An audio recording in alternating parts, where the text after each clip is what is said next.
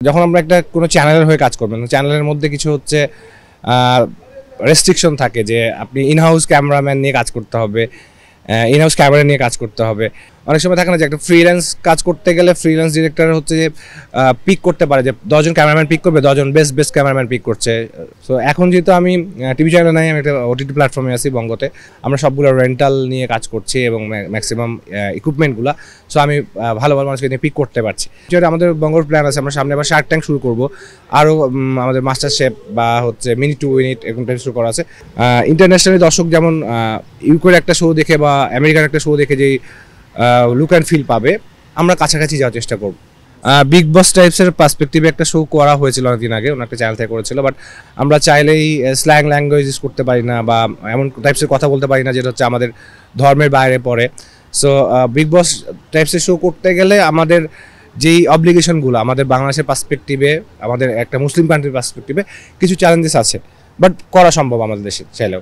নন ফিকশনগুলো একটু চ্যালেঞ্জিং, কারণ হচ্ছে একটা মানুষকে অডিশনের মাধ্যমে নিয়ে আসা যারা হচ্ছে কোনো সময় ক্যামেরার সামনে আসে নাই, তাদেরকে গ্রুম করানো এবং তাদের ক্যামেরার সামনে যে অ্যাপিয়ারেন্স তৈরি করা, এটা কিন্তু অনেক চ্যালেঞ্জিং।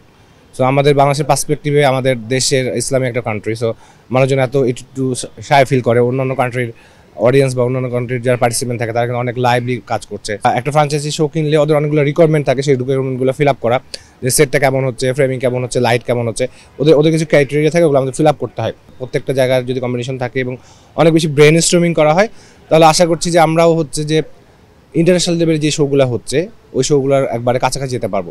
আমার ক্যারিয়ার শুরু হয়েছে এনটিভি দিয়ে 2006 সালে ক্লোজ আপ 1 দিয়ে।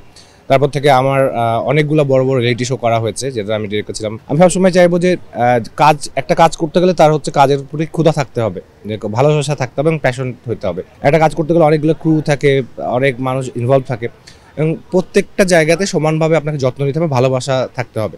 তাহলে হচ্ছে আপনি একটা প্রপার কম্বিনেশন করে একটা ভালো প্রোডাকশন করতে পারবেন। নন ফিকশন হচ্ছে খুবই একটা চ্যালেঞ্জিং ওয়ার্ক, কারণ ফিকশন আমরা অনেক সময় দেখি যে একটা ক্যামেরা বা 2টা ক্যামেরা দিয়ে কাজ করছি, বাট নন ফিকশনের হচ্ছে একটা অ্যারেঞ্জমেন্ট, অনেক বড় অ্যারেঞ্জমেন্ট থাকে, এটা খুবই চ্যালেঞ্জিং থাকে। আমরা অ্যাট এ টাইম দেখা যাবে যে আমরা 4টা জায়গায় আমাদের কভার করতে হয়, জাজকে কভার করতে হয়, জাজের ফ্রেম, পার্টিসিপেন্টের ফ্রেম কভার করতে হচ্ছে, তারপরে গ্রুমারদের ফ্রেম কভার করতে হচ্ছে। সো আমাদের কাজটা অনেক বেশি চ্যালেঞ্জিং। সো আমরাও চাই যে আমাদের এই নন ফিকশনের মধ্যে যারা কাজ করছে, অনেক ভালো ভালো চ্যানেলে ভালো ভালো ডিরেক্টর আছে, ফ্রিল্যান্সার ডিরেক্টর আছে, তাদেরকে যেন মানুষ চেনে এবং তাদের কাজগুলোকে অ্যাপ্রিসিয়েট করে। আমার টিভি চ্যানেল দিয়ে আমার ক্যারিয়ার শুরু। টিভি চ্যানেলে কিন্তু রিসেন্ট টাইমে হচ্ছে ফিকশন করছে ইন হাউস, বাট ম্যাক্সিমাম সময়গুলো হচ্ছে ফিকশনগুলো কিনে আসা, মানে বাইরে থেকে কিনা বা বাইরে ডিরেক্টররা প্রোভাইড করতো। অনেক মানুষ হচ্ছে যে ছোট ছোট প্রোডাকশন থেকে তারপরে বড় প্রোডাকশনে যায়। সো আমার স্টার্টিংটা হয়েছে ক্লোজ আপ 1-এর মতো একটা প্রোডাকশন দিয়ে, যেখানে আমি অনেক ভালো ভালো মানুষের সান্নিধ্য পেয়েছি এবং ভালো কাজ শিখতে পেরেছি। সো ওইটা যেহেতু আমার শেখা বা আমার স্কুলিংটা নন ফিকশন, সো আমি নন ফিকশনের উপরে বেশি গুরুত্ব দিয়ে থাকি।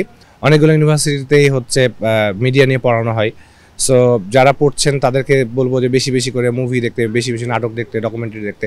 লেখাপড়ার বাইরে হচ্ছে যে একটা প্র্যাকটিক্যালি কাজ করলে বা কোনো জায়গায় ইন্টার্ন করলে ভালো ডিরেক্টরের আন্ডারে। সো আমি চাবো যে যারা ফিউচারে আসবে আমার জায়গায়, আমি দিয়ে যেতে চাই কিছু, যারা এই সেক্টরে কাজ করতে চাই তাদেরকে কিছু টিপস দিয়ে যেতে চাই বা কিছু শিখিয়ে যেতে চাই।